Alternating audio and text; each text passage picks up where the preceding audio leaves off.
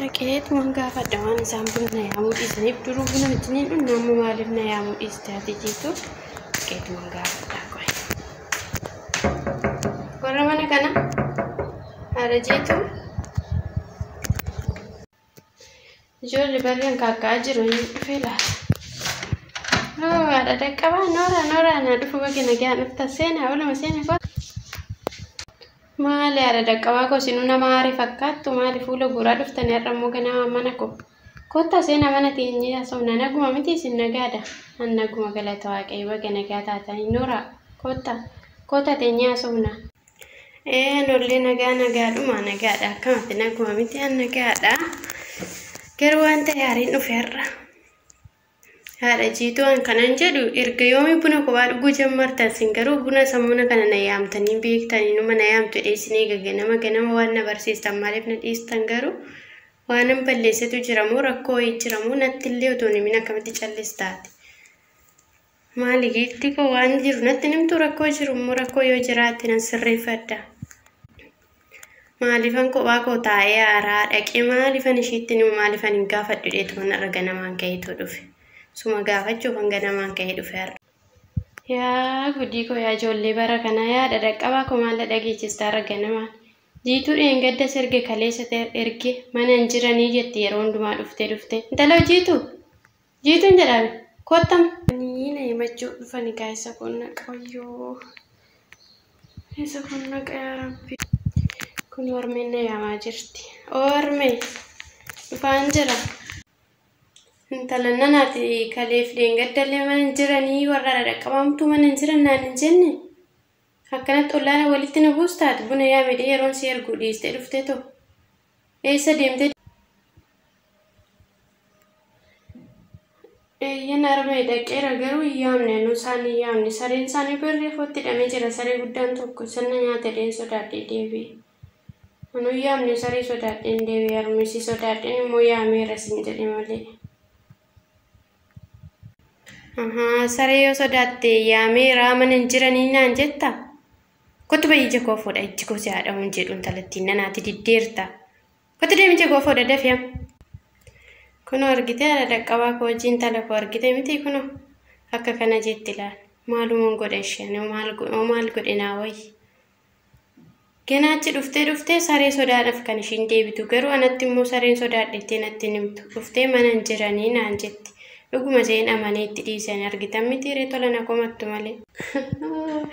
Ijoollee nama bara ganaatti akkasii haadha jiitu rakkoon qabu. Anullee situ natti jijjiirame jedhee tanan baay'ee tokko haaraa dhufe erga hojii ijoollee ta'e rakkoo tokkoon qabu. Hojiidhuma isaaniitii kaa kuni.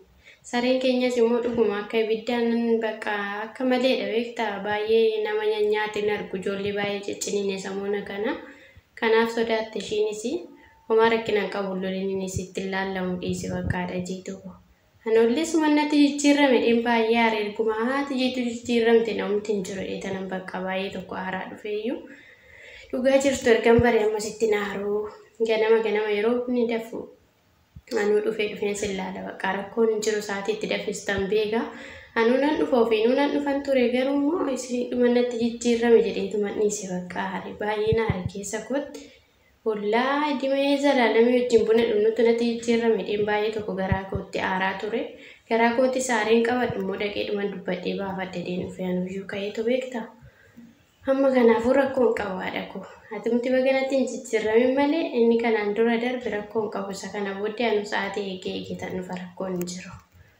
Ani immoo bakka natti jijjiiramte dheetuma yaade baay'ee tokko aaree eegatti natti hin jijjiiramin inni biraa rakkoon qabu haadha jiitu kun aarinati. Kun hojiidhuma ijoolleen gisee tokko akkuma kana waan ta'eef sodaarran kan ka'e nagarii biraatiifis miti sodaarran kan ka'e akka kana jette waan ta'eef jiituunis ishiidhaan isin loliin amma dhiisi bakka. Tole haadha dhaqqabaa koo ani yoomi sunitti hin jijjiiramu haadha koo maal hojii zalaalamee wajjin jiraanne miti erga asitti dhufnee kun asitti galle wajjinumaan buna dhunna wajjinumaan nyaanna wajjinumaan dhunna isatu baay'ee nama gammachiisa wajjin turuun keenya yoo kan wajjin turuun keenya iyyuu baay'ee waan nama inaafsisu namoonni baay'ee nutti naafu akka haadha jiituu fi akka haadha dhaqqabaa sana nuun jedhu. Kanaafuu waa tokko rakkoon jiraadha kootinatti naarini anis waan asitti jijjiirame sin qabu waan asitti aaree sin qabu kun wanta la hojiitu kana godhe ishiinis immoo sodaa sareechaatirraa waan ta'eef ati waa baay'ee haasofteerta. Kanaaf kana booddee bakka anafumaa kiyyaafan dhufee si yaama wanni ijoollee harkaa qabaadhe ishiinaa hojjettu manaan dhufee si yaama. Ijoolleetti waa amanuu silmaa gaarii miti beektaa anati ishiitti amanuu balleesse ijoolleen daa'imta amma maal beekti miti waan beekan isaanii. Kanaafuu waan asitti jijjiirame qabaadha dhaqqabaa koo iddoon mandura sii qabuun qaba. Akkuma durii keenyatti bunas wajjin dhunnaa akkuma durii keenyatti wajjin nyaannis dhunnaa akkuma durii keenyatti wajjin iddoo barbaannes deemnas siin jedhaadha dhaqquboo. Homaanatti mufatina qirnatti hin jedhina garaa keessan.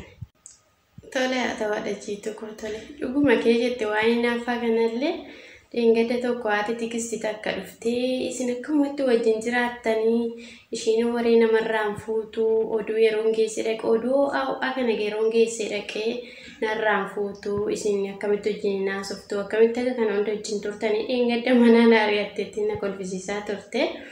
Ishiin akkuma kana oduu achi fuutee asii fiddee bakkuma hundaa fiddee walitti funaantee namatti himtanis nan beekaanis kanaaf hin jaalladhu beektaa yeroo baay'ee gorseera yeroo baay'eetti deddeebi'ee gorse lakkii dhiisaadha tigisti kunis hin baasu dhiisaa waan akkasiitirraa isin nama guddaadha nama hamachuun gaarii miti jedha yeroo hundumaa nama nageessu. Innaa akkas jettee natti maa turteeyyuu kolfee kanan keessa qoteeyyen ishiin waree namaa waan namaa naasofnu yeroo bira dhuunfattisii Kenya yu haasofne finnu maal gocha waa'ee namaati haasofnaa miti maal gocha nama samannaa miti jedheen deebisee siin jira yaada jee tokko malee baay'ee tokko nutti naafti isheen immoo baay'ee tokko. Moomoo haadha dhaqqabaa koo isheen illee gorsa namaan dhageessu ittuma dhiisaa dheengadda dhuguma aarii tanan ba'i mana kootiin jedhee naarii ta'u. Intala kun attamatti dhuftee eebeluu wajjin haasoftii eebeluu wajjin dhaabbatti jetti beektaa. Ishirraa isuudhuun barbaanna intala kufumaa qixaattachuun barbaada ofuma ishee adabuun barbaada waan ishiin balleessiteetti gorsee ishii deebisuun barbaada malee silaa ijoollee ammaa isuma beeknu kana rukuttaanis namaaf hin deebi'an yoo gorsisaan deebise malee ijoollee ulee miti kan qajeelchu siluma gorsa malee kan karaatti deebisus. Kanaafuu gorsuudha malee akkas goote ishiin jetteedha dhufee amma ishii yoo rukuttaa saniinis deebi'uu dhiisuu dandeechu waan ta'eef kanaaf oduudhumarraa fuudhuun barbaanne haati beluu akkasii abbaan beluu akkasii warri beluu sun akkasii nyaata akkasitti nyaatu buna akkasitti dhuguu jettee gaafa ishiin haasoftu bakka anaan baay'ee na jibbisiisa hin jaalladhu jireenyi makoo keessatti nama hamachuun naaf du'a jechuudha.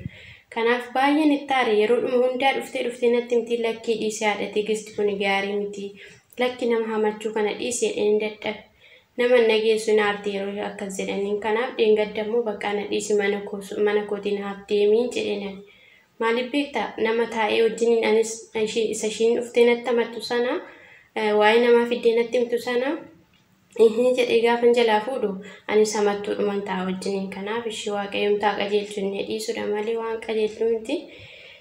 Baay'ee ulfaata gorseeraan illee akkuma ati jette kana baay'ee nan gorsa yeroo baay'ee yeroo ishee waa'ee namaa kaastu lakkii haadha tigisti kun gaarii miti dhiisaa nama namatti naan jedha yeroo hundumaa garuu maal godhu nama nagaan tasumayyuu kan ofii jedhan san baay'ee aarti yeroo namni gorsu jechuudha. Kanaaf akkuma akkasumatti manuma ishee jiraattu akka mana koo dhuftee waa'ee namaa ishiin natti haasoftu siin barbaadu waan hin danda'u nan gargaara achumatti. Kanarraan kanaaf akka mana koo dhuftee yeroo hundumaa ishiin nama natti hamattu waa'ee namaa natti haasoftu tasumayyuu hin eeyyamuuf jechuudha.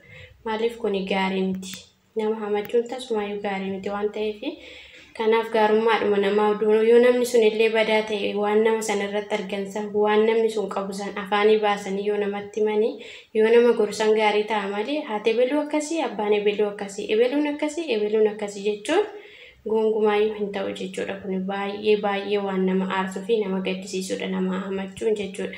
Yoo danda'an nama san gorsanii gorsaan deebisu yoo dadhaban immoo bakka dhiisudha waa'ee nama sanii haasa'u. Hamiin maaliif barbaachisa nama hamachuu wal hamachuun tasumayyuu waan hin barbaachisne namni sin jaallatu waaqayyo sin jaallatu kanaaf waaqayyo biratti illee cubbuu guddaadha waa'ee namaa duuba nama saniitti deebi'anii waa'ee nama haasa'uun isa birattis cubbuu guddaadha waan ta'eef kanaaf cubbuu ofitti fiduu cubbuu fudhachuun waa tokko faayidaa nuuf hin qabu. Jireenya isa kamiif har'aa oduu wal bira jiru daqiiqaaf sekoondii keessa